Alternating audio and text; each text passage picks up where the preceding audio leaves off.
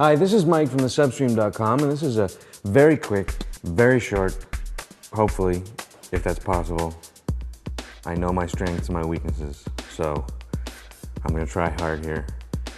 Review of Sam Raimi's return to the horror genre, Drag Me to Hell. This film is an almost perfect old school horror film, and if one thing could be said to be an utter refutation of the direction that horror movies in general have been taking for the past 5 or 6 years, this is it. It stars Alison Lohman as Christine Brown, a loan officer in a bank who's looking to move up the corporate ladder, and to do so she has to make tough, mean decisions so that her manager will see. And the tough, mean decision that she makes, which is really, as it turns out, a really bad one, is being mean to an old gypsy lady who curses her. And then the movie is about that. It's that simple. It's how it used to be. It's not got crazy videotapes that make people come out of your TV. It's not got a town that's got coal fires underneath it that made everybody get crazy, and then there's a demon with a triangle head. It's not any more complicated than a gypsy cursing a woman and the woman battling it. And it's amazing because of that. The film just hangs together beautifully. It's not deep, granted, and because it's Sam Raimi, it's kind of corny, but because it's Sam Raimi, it wears its corniness on its sleeve. And because it's willing to accept its corniness, it ends up being way, way, way scarier and way, way, way funnier and a way, way, way, way more fun experience to go see in the theater with your friends than any of the other horror movies that have come out in the past 5 years that I can think of. Alison Lohman is spectacular in it, in what may seem kind of easy, but probably actually a really, really, really hard role to pull off.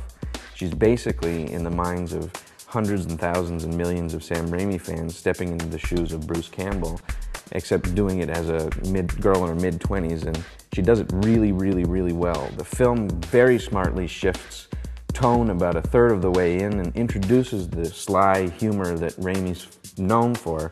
Well, maybe sly is the wrong word, but in this case it certainly is. There's still elements of slapstick, but they're toned down way more than they were in Raimi's Evil Dead films, and a lot of the humor comes from Lohman's character.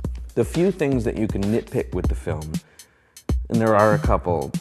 The CGI, it's not top-notch, but I don't particularly care. It's cartoony in some parts, but that's a bonus because the story is cartoony, because it's an old-school horror film, and it's supposed to be cartoony. It's not supposed to be scientific, and when somebody's flesh flies off their body, it's not supposed to be anatomically correct in every detail. It's okay that it looks like a Tex Avery cartoon sometimes.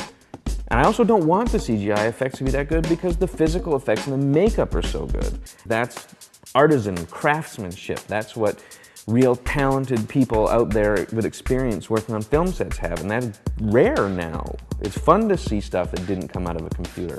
The pacing is kind of a little bit off. There's so many good scares in the first 2/3 of the film that as it kind of moves along towards a resolution, you kind of stop being scared just because you've seen it. But it redeems itself ultimately with an ending that makes you think you know what's coming, but ultimately comes out completely out of left field and is shocking and, lets you know you're in the hands of somebody that knows what they're doing. It's perfect. It's the best horror movie I've seen in 5 years, and I'm so, so, so happy to have seen it. As a lover of genre movies and somebody that respects what they can do, the power that they have to affect an audience, this is top-notch, bar none, and I give it a 9.4 out of 10.